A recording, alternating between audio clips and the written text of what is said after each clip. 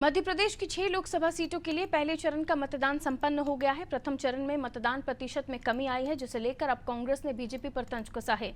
Congress media विभाग के अध्यक्ष मुकेश नायक का कहना है कि बीजेपी ने हर बूथ पर 370 वोट बढ़ाने का जो दावा किया था वो पहले चरण में खोखला साबित हुआ। इस बार मतदान प्रतिशत में कमी आई है। उन्होंने आगे कहा कि देश की जनता बीजेपी को नियंत्रित करने का मन बना चुकी है। पहले चरण में कांग्रेस की स्थिति बहुत अच्छी है। प्रशासन के दबाव के बाद भी कांग्रेस कार्यकर्ता उत्साह के साथ काम कर रहे हैं और कांग्रेस छिंदवाड़ा मंडला सीधी की सीट 100% जीत रही है और अन्य सीट पर बराबरी का मुकाबला है।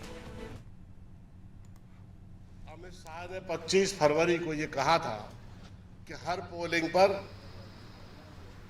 370 वोट भारतीय जनता पार्टी बढ़ाएगी और उस बयान की कंटिन्यूटी में बीडी शर्मा ने 11 अप्रैल को छतरपुर में ये बयान की कॉपी है, ऊपर उसमें मार्किंग है और इस तरह से 64,523 मतदान केंद्रों पर लगभग 10% वोट भारतीय जनता पार्टी का बढ़ेगा।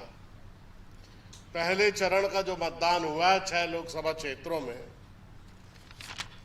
उसमें वोट परसेंटेज के बारे में आप सब लोगों को जानकारी है, लेकिन फिर भी मैं याद दिला देता हूं कि छिंदवाड़ा में पिछले चुनाव की तुलना में 3.2% मतदान कम हुआ। सीधी में पिछले चुनाव की तुलना में 15.2% मतदान कम हुआ।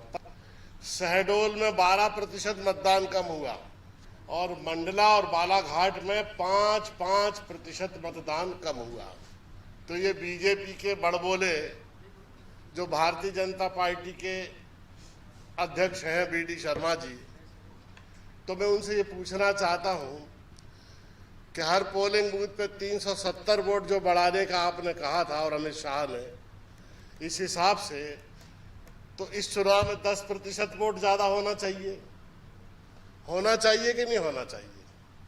हम लोगों ने ये कहा कि कांग्रेस पार्टी के पलायन का जो फर्जी आंकड़ा ये दे रहे हैं, इनका उद्देश्य केवल इतना है कि साइकोलॉजिकल वॉर में कांग्रेस को पराजित मानसिकता की पार्टी दिखा सके।